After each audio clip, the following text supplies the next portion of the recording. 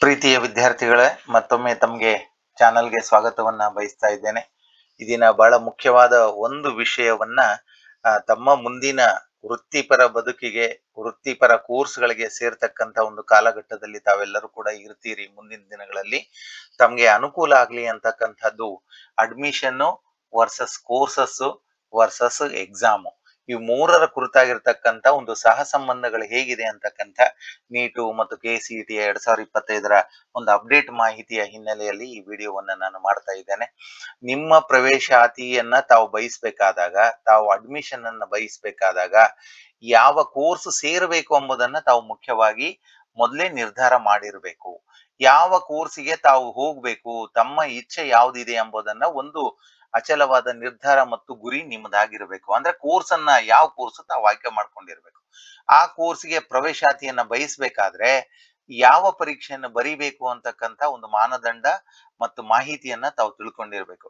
ಯಾವ ಪರೀಕ್ಷೆಯ ಮಾನದಂಡದಲ್ಲಿ ನಮ್ಗೆ ಯಾವ ಕೋರ್ಸ್ಗೆ ಪ್ರವೇಶಾತಿ ಸಿಗ್ತದೆ ಅಂತಕ್ಕಂಥದ್ದು. ಹಾಗಾಗಿ ಅಡ್ಮಿಷನ್, ಕೋರ್ಸಸ್, ಎಕ್ಸಾಮ್ ಇವು ಒಂದಕ್ಕೊಂದು ಸಹಸಂಬಂಧ ಹೊಂದಿರತಕ್ಕಂತ ವಿಷಯಗಳಾದ್ದರಿಂದ ಈ ಒಂದು ಮುಖ್ಯವಾದ ವಿಷಯವನ್ನ ನಾನು ತಮ್ಮೊಟ್ಟಿಗೆ ಚರ್ಚಿಸ್ತಾ ಇದ್ದೇನೆ. ಜೊತೆಗೆ career build with KEA, KCET, NEET ಅಂತಿದೆ. ಅದರ ಎಕ್ಸಾಮ್ಸ್ ಕೂಡ ಇದ್ದಾವೆ, ಇಲ್ಲ ಅಂತಲ್ಲ. ನಮ್ಮ ಕರ್ನಾಟಕ ಭಾಗದ ವಿದ್ಯಾರ್ಥಿಗಳೇ ಬಹಳ ಮುಖ್ಯವಾಗಿರ್ತಕ್ಕಂಥದ್ದು ಅಂದ್ರೆ ಕರ್ನಾಟಕ ಎಕ್ಸಾಮಿನೇಷನ್ ಅಥಾರಿಟಿ ಅವರು ನಡೆಸ್ತಕ್ಕಂಥ ಒಂದು ಕರ್ನಾಟಕ ಕಾಮನ್ ಎಂಟ್ರೆನ್ಸ್ ಟೆಸ್ಟ್ ಮತ್ತು ರಾಷ್ಟ್ರೀಯ ಮಟ್ಟದಲ್ಲಿ NTA ನಡೆಸ್ತಕ್ಕಂಥ ಒಂದು ನೀಟ್ ಪರೀಕ್ಷೆ.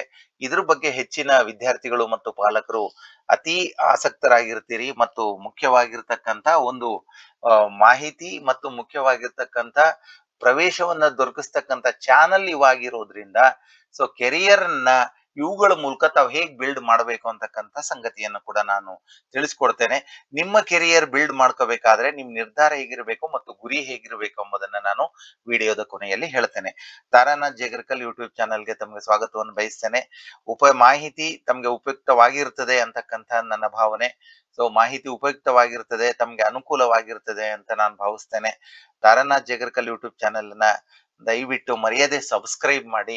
ನೀವು ಸಬ್ಸ್ಕ್ರೈಬ್ ಮಾಡಿದಾಗ ನಮ್ಗೆ ಈ ರೀತಿಯ ಹೆಚ್ಚು ಹೆಚ್ಚು ಮಾಹಿತಿಗಳನ್ನ ಮುಂದಿನ ದಿನಗಳಲ್ಲಿಯೂ ಕೂಡ ನೀಡಲಿಕ್ಕೆ ನಮ್ಗೆ ಒಂದು ಪುನರ್ಬಲನ ನೀಡಿದ ಹಾಗಾಗ್ತದೆ, ನಮ್ಗೊಂದು ಪ್ರೇರಣೆ ಕೂಡ ತಾವು ನೀಡಿದ ಹಾಗಾಗ್ತದೆ ಅಂತ ಹೇಳ್ತಾ ಮತ್ತೊಮ್ಮೆ ಸಬ್ಸ್ಕ್ರೈಬ್ ಮಾಡಿ. ನಿಮ್ಮ ಸ್ನೇಹಿತರಿಗೆ, ಬಂಧುಗಳಿಗೆ, ತಮ್ಮ ಹತ್ತಿರದ ಸಂಬಂಧಿಗಳಿಗೆ, ಯಾರಿಗೆಲ್ಲ ಉಪಯೋಗಕ್ಕೆ ಬರ್ತದೆ ಅವರಿಗೆ ಮರ್ಯಾದೆ ಇದನ್ನ ಫಾರ್ವರ್ಡ್ ಮಾಡಿ ಮತ್ತು ಶೇರ್ ಮಾಡಿ ಅಂತ ಹೇಳ್ತಾ ಈ ದಿನದ ಒಂದು ವಿಡಿಯೋದ ವಿಷಯವನ್ನ ನಾನು ಪ್ರಾರಂಭಿಸ್ತಾ ಇದ್ದೇನೆ. ಗಮನಿಸಿ ವಿದ್ಯಾರ್ಥಿಗಳೇ, ವಿಡಿಯೋದ ವಿಷಯ ಪ್ರಾರಂಭಿಸುವುದಕ್ಕಿಂತ ಮುಂಚೆ ಈ ಕೋರ್ಸಸ್ ಅನ್ನ ನಾವು ಹೇಗೆ ಆಯ್ಕೆ ಮಾಡ್ಕೊಳ್ತೀವಿ ಎಂಬುದನ್ನ, ಇಲ್ಲಿ ಕೋರ್ಸಸ್ ನ ಒಂದು ಪಟ್ಟಿ ಇದೆ. CET 2025ರ ಪರೀಕ್ಷೆಗೆ ಹಾಜರಾಗಬೇಕಾದ ವಿಷಯವಾರು ಹಾಜರಾಗಬೇಕಾದ ವಿಷಯಗಳ ವಿವರ ಅಂತಿದೆ. ಮೊದಲನೇ ವರ್ಷದ ಪ್ರವೇಶ ಕೋರ್ಸ್ಗಳನ್ನ ತಾವು ಯಾವ ಕೋರ್ಸ್ಗೆ ತಾವು ಸೇರಬೇಕಂತ ತಿಳ್ಕೊಂಡಾಗ ತಾವು ಯಾವ ವಿಷಯಗಳಿಗೆ CET ಪರೀಕ್ಷೆಗೆ ಹಾಜರಾಗಬೇಕು ಎಂಬ ಒಂದು ಮಾಹಿತಿಯನ್ನು ಕೂಡ ನೀಡಿದ್ದಾರೆ. ಇಲ್ಲಿ ಮೊದಲನೇ ವಿಷಯ ಇಂಜಿನಿಯರಿಂಗು ಮತ್ತು ತಂತ್ರಜ್ಞಾನ. ಸೊ ಇಂಜಿನಿಯರಿಂಗ್ ಕೋರ್ಸ್ಗೆ ತಾವು ಸೇರಬೇಕು ಅಂತಂದಾಗ ಅಲ್ಲಿ ಫಿಸಿಕ್ಸ್, ಕೆಮಿಸ್ಟ್ರಿ ಮತ್ತು ಮ್ಯಾಥಮೆಟಿಕ್ಸ್ ಈ ಮೂರರ ಅಂಕಗಳನ್ನ ಮಾತ್ರ ಪರಿಗಣಿಸ್ತಾರೆ. ದ್ವಿತೀಯ PUC ಯಲ್ಲಿ ಪಡೆದಿರೋದು ಮತ್ತು KCET ಯಲ್ಲಿ ಪಡೆದಿರೋದು. ಆದ್ರಿಂದ ಈ ಮೂರು ವಿಷಯಗಳಿಗೆ ಹಾಜರಾಗಬೇಕು ಅಂತಕ್ಕಂಥದ್ದು ಅಷ್ಟೇ. ಅಂದ್ರೆ PCM ನ ಅಂಕಗಳನ್ನ ಪರಿಗಣಿಸೋದ್ರಿಂದ PCM ತಾವು ಬರಿಬೇಕಂತ ಹೇಳಿರೋದು, ಬಯಾಲಜಿಯನ್ನ ಬರಿಬಾರದು ಅಂತ ಎಲ್ಲಿಯೂ ಕೂಡ ಹೇಳಿಲ್ಲ. ಇನ್ನು ಇಂಜಿನಿಯರಿಂಗ್ ಗೆ ಸಂಬಂಧಪಟ್ಟಂತೆ ಇಲ್ಲಿ ನೋಡ್ತಾ ಹೋಗಿ, engineering courses codes and courses names ಅಂತಿದೆ. Artificial intelligence and data science, aeronautical engineering, ಅನಂತರ artificial intelligence and machine learning, architecture, automotive engineering, ಹೀಗೆ ಹಲವಾರು ಇಂಜಿನಿಯರಿಂಗ್ ನ ವಿಭಾಗಗಳು, ಮುಖ್ಯವಾದ ಒಂದು 10 ವಿಭಾಗಗಳಿದ್ರೆ ಅದರ ಉಪಪಂಗಡಗಳನ್ನ ಮಾಡ್ತಾ ಮಾಡ್ತಾ ಸುಮಾರು ಇಲ್ಲಿ ನೋಡ್ತಾ ಇದ್ದೀರಿ, ಒಂದ್ ರೋನಲ್ಲಿ ಒಂದು 64, ಈ ಕಡೆ ರೋನಲ್ಲಿ ಒಂದು 64 ಇದೆ. ತಮ್ಗೆ ಗಮನಿಸ್ತಾ ಇರ್ತೀರಿ. ಪ್ರತಿಯೊಂದು ವಿಷಯಗಳು ಇವೆಲ್ಲವೂ ಕೂಡ ಇಂಜಿನಿಯರಿಂಗ್ ಗೆ ಸಂಬಂಧಪಟ್ಟಿರ್ತಕ್ಕಂಥ ಅಂಶಗಳೇ. ಸೊ ಎಲ್ಲ ಇಂಜಿನಿಯರಿಂಗ್ ಕೋರ್ಸ್ಗಳು ಸುಮಾರು ನೀವು ಇಲ್ಲಿ KEAದವರು ನೀಡಿರ್ತಕ್ಕಂಥ ಬ್ರೋಚರಲ್ಲಿ ಗಮನಿಸಿದ್ರೆ 130ಕ್ಕಿಂತಲೂ ಹೆಚ್ಚು ಕೋರ್ಸ್ಗಳನ್ನ ಅವರು ಪರಿಗಣಿಸಿದ್ದಾರೆ. ಎಲ್ಲ ಕೋರ್ಸ್ಗಳು ಇಂಟರ್ಲಿಂಕ್ ಇರೋದ್ರಿಂದ ಹೆಚ್ಚು ಕಡಿಮೆ ಒಂದು 25ರಿಂದ 30 ಕೋರ್ಸ್ಗಳ ಮುಖ್ಯವಾದ ಕೋರ್ಸ್ಗಳ ಒಳಗೆ ಬರ್ತೀರಿ. ಆ ಮುಖ್ಯವಾದ ಕೋರ್ಸ್ಗಳಲ್ಲಿ ಇಂಜಿನಿಯರಿಂಗ್ ಹೋಗ್ಬೇಕಾದಾಗ ಯಾವ ಸ್ಟ್ರೀಮಿಗೆ ಸೇರಬೇಕು ಎಂಬ ನಿರ್ಧಾರವನ್ನ ತಾವು ಇಟ್ಕೊಳ್ರಿ. ತಮ್ಮ ಗುರಿಯನ್ನ ಇಟ್ಕೊಳ್ರಿ. ಇದು ಇಂಜಿನಿಯರಿಂಗ್ಗೆ ತಾವು ಸೇರ್ಬೇಕಾದಾಗ ಯಾವ ಎಕ್ಸಾಮ್ ಅನ್ನು ಬರೀಬೇಕು ಮತ್ತು ಇಂಜಿನಿಯರಿಂಗ್ ವಿಭಾಗದಲ್ಲಿ ಎಷ್ಟು ಅಂಶಗಳು ಇದ್ದಾವೆ ಎಂಬುದನ್ನ ತಾನು ತಿಳಿಸ್ಕೊಟ್ಟಿದ್ದೇನೆ. ಇನ್ನು ಕೃಷಿ ವಿಜ್ಞಾನ ಕೋರ್ಸ್ಗಳು, ಫಾರ್ಮಾ ಸೈನ್ಸ್ ಕೋರ್ಸ್ಗಳು ನೋಡ್ತಾ ಹೋಗಿ. ಇಲ್ಲಿ BSc ಕೃಷಿ ಬರ್ತದೆ, BSc ಅರಣ್ಯ ವಿಜ್ಞಾನ ಬರ್ತದೆ, BSc ರೇಷ್ಮೆ ಕೃಷಿ ಬರ್ತದೆ, BSc ತೋಟಗಾರಿಕೆ ಬರ್ತದೆ, BSc ಸಮುದಾಯ ವಿಜ್ಞಾನ, ಬಿಟೆಕ್ ಕೃಷಿ ಇಂಜಿನಿಯರಿಂಗು, ಆಮೇಲೆ ಬಯೋಟೆಕ್ನಾಲಜಿ, ಹೈನುಗಾರಿಕೆ ತಂತ್ರಜ್ಞಾನ, ಆಮೇಲೆ ಮೀನುಗಾರಿಕೆ, ಆಹಾರ ತಂತ್ರಜ್ಞಾನ, ಆನಂತರ ಕೃಷಿ ವ್ಯವಹಾರ ನಿರ್ವಹಣೆ. ಇದಿಷ್ಟು ಕೃಷಿ ವಿಜ್ಞಾನದ ಕೋರ್ಸ್ಗಳಿಗೆ, ಫಾರ್ಮಾ ಸೈನ್ಸ್ ಕೋರ್ಸ್ಗಳಿಗೆ ಸಂಬಂಧಪಟ್ಟಂತೆ. ಹಾಗಾದ್ರೆ ಈ ಫಾರ್ಮಾ ಸೈನ್ಸ್ ಕೋರ್ಸ್ಗಳಿಗೆ ಸಂಬಂಧಪಟ್ಟಂತೆ ಯಾವ ಪರೀಕ್ಷೆಗಳಿಗೆ ಅಂಕಗಳನ್ನ ಪರಿಗಣಿಸ್ತಾರೆ? ತಾವು ಹಾಜರಾಗಬೇಕು ಅಂದ್ರೆ PCMB ಬರೀಲೇಬೇಕು, ಫಿಸಿಕ್ಸ್, ಕೆಮಿಸ್ಟ್ರಿ ಮತ್ತು ಬಯಾಲಜಿ. ಇದಕ್ಕೆ ಸಂಬಂಧಪಟ್ಟಂತೆ ಒಂದಿಷ್ಟು ಮಾಹಿತಿಗಳನ್ನ ಕೂಡ ಇಲ್ಲಿ ನಾನು ಎಕ್ಸ್ಟ್ರಾ ತಮಗೆ ನೀಡ್ತಾ ಇದ್ದೇನೆ. ಇಲ್ಲಿ ಗಮನಿಸಿ. ಫಾರ್ಮಾ ಸೈನ್ಸ್ ಕೋರ್ಸಸ್ ಇದೆ. ಇಲ್ಲಿ ಫಿಶರೀಸು, ಅದೇ business management, agriculture, community science, forestry, horticulture, sericulture, biotechnology, ಆಮೇಲೆ ಅಗ್ರಿಕಲ್ಚರ್ ಇಂಜಿನಿಯರಿಂಗು, ಫುಡ್ ಟೆಕ್ನಾಲಜಿ ಮುಂತಾದವುಗಳೆಲ್ಲವೂ ಕೂಡ ಇದ್ದಾವೆ. ಇವೆಲ್ಲವೂ ಕೂಡ ಫಾರ್ಮಾ ಸೈನ್ಸ್ ಕೋರ್ಸ್ಗಳಲ್ಲಿ ಬರ್ತದೆ. ಇನ್ನು ನೆಕ್ಸ್ಟ್ ಬರ್ತಕ್ಕಂಥದ್ದು ಅಂತಂದ್ರೆ ಇಲ್ಲಿ ಪಶುವೈದ್ಯಕೀಯ ಮತ್ತು ಪಶುಸಂಗೋಪನೆ, ಯೋಗ ಮತ್ತು ನ್ಯಾಚುರೋಪತಿ, BSc ನರ್ಸಿಂಗ್ ಇವೆಲ್ಲವಕ್ಕೂ ಕೂಡ ಪರಿಗಣಿಸೋದು ಕೇವಲ PCB ಮಾರ್ಕ್ಸ್ ಗಳನ್ನ. ಫಿಸಿಕ್ಸ್, ಕೆಮಿಸ್ಟ್ರಿ ಮತ್ತು ಬಯಾಲಜಿಯಲ್ಲಿ ತಾವು ಪಡೆದಿರತಕ್ಕಂಥ ಮಾರ್ಕ್ಸು ದ್ವಿತೀಯ PUC ಯಲ್ಲಿ ಏನ್ ಪಡೆದಿರ್ತೀರಿ PCB ಯಲ್ಲಿ, ಅದೇ ರೀತಿ CET ಯಲ್ಲಿ PCB ಯಲ್ಲಿ ಏನ್ ಪಡೆದಿರ್ತೀರಿ ಅವುಗಳನ್ನು ಸಮನಾಗಿ ಪರಿಗಣಿಸ್ಕೊಂಡು ಈ ಪಶುವೈದ್ಯಕೀಯ bachelor of veterinary sciences, animal husbandry ಪಶುಸಂಗೋಪನೆ, ಯೋಗ ಮತ್ತು ನ್ಯಾಚುರೋಪತಿ BNYS, BSc ನರ್ಸಿಂಗ್ ಗಳಿಗೆ ಸಂಬಂಧಪಟ್ಟಂತೆ ಆ ಪರೀಕ್ಷೆಯನ್ನ ತಾವು ಬರಿಬೇಕು ಮತ್ತು PCB ಯಲ್ಲಿ ಪಡೆದಿರುವ ಅಂಕಗಳನ್ನ ಮಾತ್ರ ಅಲ್ಲಿ ಪರಿಗಣಿಸ್ತಾರೆ. ಇಲ್ಲಿ ಗಮನಿಸಿ, ಇನ್ನೊಂದಿಷ್ಟು ಮಾಹಿತಿಗಳು ಇಲ್ಲಿದೆ. BSc nursing, BPT, BPO, BSc allied health sciences ಅಂತಿದೆ. ಇಲ್ಲಿ BSc ನರ್ಸಿಂಗ್ ಇದೆ, BSc ರೆನಾಲ್ ಡಯಾಲಿಸಿಸ್ ಟೆಕ್ನಾಲಜಿ ಇದೆ, anaesthesia and operation theatre technology ಇದೆ, ಕಾರ್ಡಿಯಾಕ್ ಕೇರ್ ಟೆಕ್ನಾಲಜಿ ಇದೆ, BSc ಇಮೇಜಿಂಗ್ ಟೆಕ್ನಾಲಜಿ ಇದೆ, BSc ಮೆಡಿಕಲ್ ಲ್ಯಾಬೊರೇಟರಿ ಟೆಕ್ನಾಲಜಿ ಇದೆ, BSc ನ್ಯೂರೋ ಸೈನ್ಸ್ ಟೆಕ್ನಾಲಜಿ ಇದೆ, BSc optometry ಇದೆ, BSc ಪರ್ಫ್ಯೂಷನ್ ಟೆಕ್ನಾಲಜಿ ಇದೆ. ಹೀಗೆ ಹಲವಾರು BSc ನರ್ಸಿಂಗ್ ಕೋರ್ಸ್ಗಳಿಗೆ ಸಂಬಂಧಪಟ್ಟಂತೆ ಸುಮಾರು 14 ರಿಂದ 15 ಕೋರ್ಸ್ಗಳಿದ್ದಾವೆ. ಜೊತೆಗೆ ಬ್ಯಾಚುಲರ್ ಆಫ್ ಫಿಸಿಯೋಥೆರಪಿ ಬರ್ತದೆ.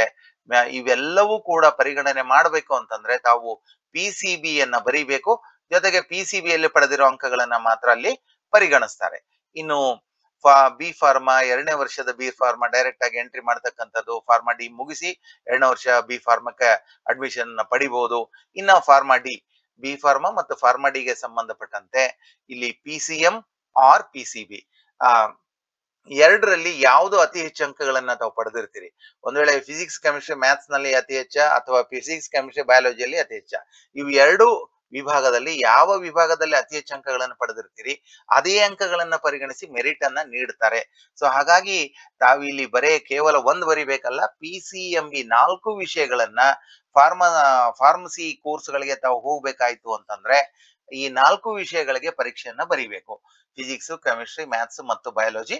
ಈ PCMB ಯಲ್ಲಿ PCM ನ ಅಂಕ ಜಾಸ್ತಿ ಇದೆಯೋ ಅಥವಾ PCB ಜಾಸ್ತಿ ಇದೆಯೋ ನಿಮ್ದು ಅದನ್ನ ನೋಡ್ಕೊಂಡು ಆ ರೀತಿ ಅವರು ಇದು ಕೊಡ್ತಾರೆ ನಿಮ್ಗೆ. ಅಡ್ಮಿಷನ್ ನಲ್ಲಿ ಕೊನೆಯದಾಗಿ ನಿಮ್ಗೆ ರ್ಯಾಂಕ್ ಅನ್ನ PCB ಅಥವಾ PCM ಆಧಾರದ ಮೇಲೆ ನೀಡ್ತಾರೆ.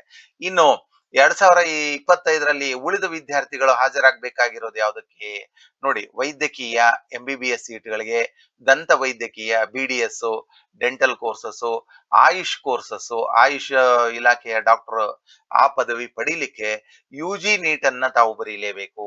ಆ UG ನೀಟು ಬರೀಬೇಕಾಗ್ತದೆ. ಇನ್ನು ಆರ್ಕಿಟೆಕ್ಚರ್ ಇದೆ. ಈ ಆರ್ಕಿಟೆಕ್ಚರ್ BSc ಯಲ್ಲಿ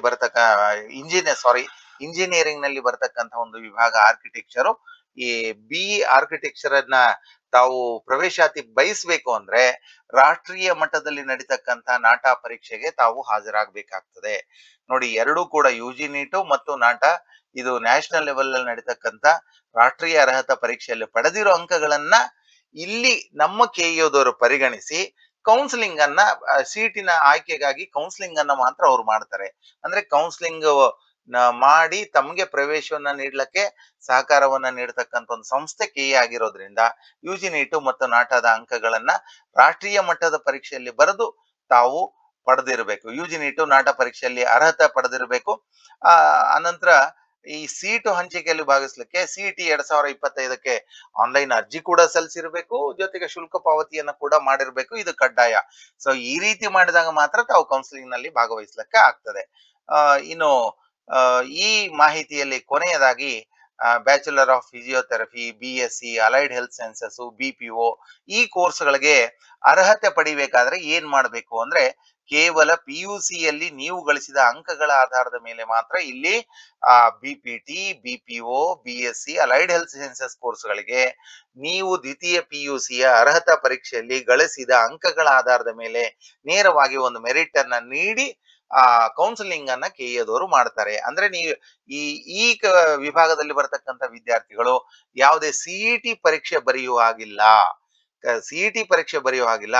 ಆದ್ರೆ ಕೌನ್ಸಿಲಿಂಗ್ ನಲ್ಲಿ ಭಾಗವಹಿಸಬೇಕಂದ್ರೆ ಕಡ್ಡಾಯವಾಗಿ ಸಿಇಟಿ 2025ಕ್ಕೆ ಆನ್ಲೈನ್ ನಲ್ಲಿ ಅರ್ಜಿಯನ್ನ ಸಲ್ಲಿಸಿರಬೇಕು, ನೋಂದಾಯಿಸಿಕೊಂಡಿರಬೇಕು, ಶುಲ್ಕವನ್ನ ಪಾವತಿಸುವುದಿರಬೇಕು. ಇದು ಕಡ್ಡಾಯವಾಗಿರ್ತದೆ. ಸೊ ವಿದ್ಯಾರ್ಥಿಗಳೇ, ಇದಿಷ್ಟು ನಾನು ಈ ದಿನ ತಮಗೆ ಹಂಚಿಕೊಂಡಿರ್ತಕ್ಕಂಥ ಮಾಹಿತಿ ಅಂತಂದ್ರೆ, ನಿಮ್ಮ ಕೋರ್ಸುಗಳು ಯಾವುವು ಆಯ್ಕೆ ಇರಲಿ, ಜೊತೆಗೆ ಆ ಕೋರ್ಸಿಗೆ ಸಂಬಂಧಪಟ್ಟಂತ ಪ್ರವೇಶಾತಿ ಪಡಿಬೇಕಾಯ್ತು ಅಂದ್ರೆ ಯಾವ ಪರೀಕ್ಷೆಯನ್ನ ತಾವು ಬರಿಬೇಕು ಅಂತಕ್ಕಂಥದ್ದು, ಇನ್ನ ಹೀಗೆ ನಿಮ್ಮ ನಿರ್ಧಾರ ಮತ್ತು ನಿಮ್ಮ ಗುರಿ ಹೀಗಿರಲಿ ಅಂತಕ್ಕಂಥ ಒಂದು ವಿಷಯ ಇದೆ. ನಿಮ್ಮ ನಿರ್ಧಾರ ಏನಾಗಿರ್ಬೇಕು, ಹೀಗೆ ತಾವು ಆಲ್ರೆಡಿ ದ್ವಿತೀಯ PUCಯಲ್ಲಿ ಓದ್ತಾ ಇರ್ತೀರಿ. ಇನ್ನೊಂದು ಕೆಲವು ದಿನಗಳಲ್ಲಿ ಪರೀಕ್ಷೆಯನ್ನು ಕೂಡ ಮಾರ್ಚ್ 1ರಿಂದ ಪ್ರಾರಂಭ ಆಗ್ತದೆ. ತಾವೆಲ್ಲರೂ ಕೂಡ ಬರಿತಾ ಇರ್ತೀರಿ. ತಮಗೊಂದು ನಿರ್ಧಾರ, ಸ್ಪಷ್ಟವಾದ ನಿರ್ಧಾರ ಇರಲಿ, ಗುರಿ ಇರಲಿ, ಅಚಲವಾದ ಮತ್ತು ಒಂದು ಆತ್ಮವಿಶ್ವಾಸ ಇರಲಿ. ಇಷ್ಟೇ ಇದ್ರೆ ಸಾಲದು, ನಿಮ್ಮ ಸತತ ಪ್ರಯತ್ನವಿರಲಿ. ಇವಿಷ್ಟು ಸೇರಿದಾಗ ಖಂಡಿತವಾಗಿ ಯಶಸ್ಸು ನಿಮ್ದಾಗ್ತದೆ. ಆ ನಿರ್ಧಾರ, ಆ ಗುರಿ, ಆ ಪ್ರಯತ್ನ ನಿಮ್ಮನ್ನ ಯಶಸ್ಸಿನೆಡೆಗೆ ತೆಗೆದುಕೊಂಡು ಹೋಗ್ತದೆ ಅಂತ ಹೇಳ್ತಾ, ನಿಮಗೆಲ್ಲರಿಗೂ ಕೂಡ ಮತ್ತೊಮ್ಮೆ ಆಲ್ ದ ಬೆಸ್ಟ್ ಅನ್ನು ಹೇಳ್ತಾ, ನಿಮ್ಮ ಕನಸಿನ ಕೋರ್ಸ್ಗಳನ್ನ ನಿಮ್ಮ ಕನಸಿನ ಕಾಲೇಜುಗಳಲ್ಲಿ ಪಡೀರಿ ಅಂತ ಹೇಳ್ತಾ ಈ ದಿನದ ವಿಡಿಯೋದ ಕೊನೆಗೆ ತಲುಪ್ತಾ ಇದ್ದೇನೆ. ಮತ್ತೊಮ್ಮೆ ನನ್ನ ಚಾನೆಲ್ ಅನ್ನ ಮರೆಯದೆ ಸಬ್ಸ್ಕ್ರೈಬ್ ಮಾಡಿ, ಲೈಕ್ ಮಾಡಿ, ಶೇರ್ ಮಾಡಿ ಅಂತ ಹೇಳ್ತಾ, thank you very much. All the very best.